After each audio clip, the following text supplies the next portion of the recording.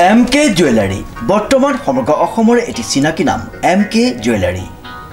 24 বছৰে নিষ্ঠা সততাৰে ৰাইজৰ সেৱাত গুণগত উন্নত মানদণ্ডৰ হলমাৰ্কযুক্ত সোণ ৰূপ হীৰা আদি গহনা গাঁথৰিৰ বৰ্তমান এটি অত্যাধুনিক সম্ভ্ৰান্ত চালে চকুৰোৱা শ্বৰুমলৈ পৰিণত হৈছে ৰাইজৰ আপোন জুৱেলাৰী MK জুৱেলাৰী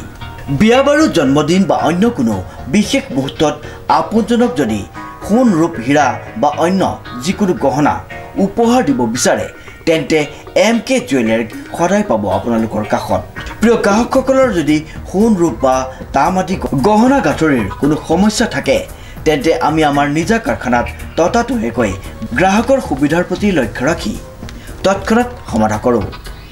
আপোনাৰ মৰমৰ পুত্ৰ বা জীয়ৰীৰ শুভ বিবাহৰ বাবে আমাৰ শ্বৰুমত হলমাৰ্কযুক্ত বিয়াৰ সম্পূৰ্ণ গহনা পোৱা যাব উচিত মূল্যত আৰু উচিত মানদণ্ডত পুৰণি সোণৰ গহনা সলনি কৰি অত্যাধুনিক ন ডিজাইনৰ গহনা আমাৰ MK জুৱেলাৰীৰ পৰা ক্ৰয় কৰিব পাৰিব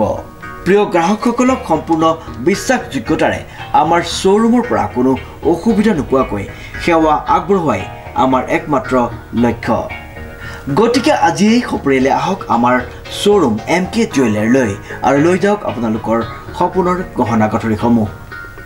আমাৰ ঠিকনা MK জুৱেলাৰী ৰূপহীয়ালি ষ্টুডেণ্ট গেলেৰীৰ কাষত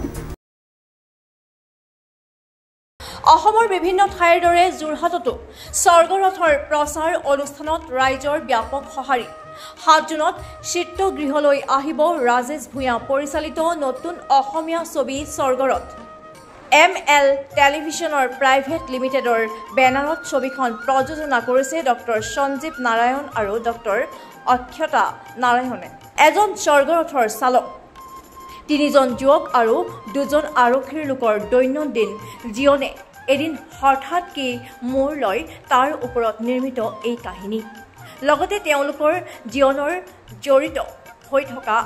আন চৰিত্ৰসমূহে কি ধৰণেৰে সহায় কৰে বা বিধি পথালি দিয়ে আৰু সমাজৰ সমসাময়িক কিছু ঘটনাই সাধাৰণ মানুহৰ জীৱনৰ আশা আশংকা কিদৰে প্ৰভাৱিত কৰে তাৰ কাহিনী দেখিবলৈ পাব স্বৰ্গৰথত কাহিনী চিত্ৰনাট্য ৰাজেশ ভূঞা শান্তনু ৰৌমুৰিয়া সংলাপ আৰু গীতৰ কথা শান্তনু ৰৌমুৰিয়া সংগীত অনুৰাগ শইকীয়া চিনেমাখনত মনমুগ্ধ শীৰ্ষক এটা গীত থাকিব কণ্ঠ অৰূপজ্যোতি বৰুৱা আৱাজ সংগীত অনুৰাগ শইকীয়া চিত্ৰগ্ৰহণ প্ৰদীপ দৈমাৰী কোৰিঅ'গ্ৰাফী দীপক দে সম্পাদনা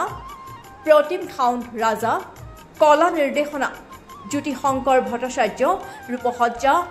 অকু ব্ৰুথা শব্দ দেৱজিৎ চাংমাই অমৃত প্ৰীতম অভিনয়ত কেনি বসুমতাৰী সিদ্ধাৰ্থ শৰ্মা কমল লোচন বনি দেউৰী উদ্ভাৱন শইকীয়া ৰিণ্টু বৰা মাধুৰী মাচৌধুৰী ৰিমজিম ডেকা আৰু বহু কেইগৰাকী নবীন প্ৰবীণ শিল্পী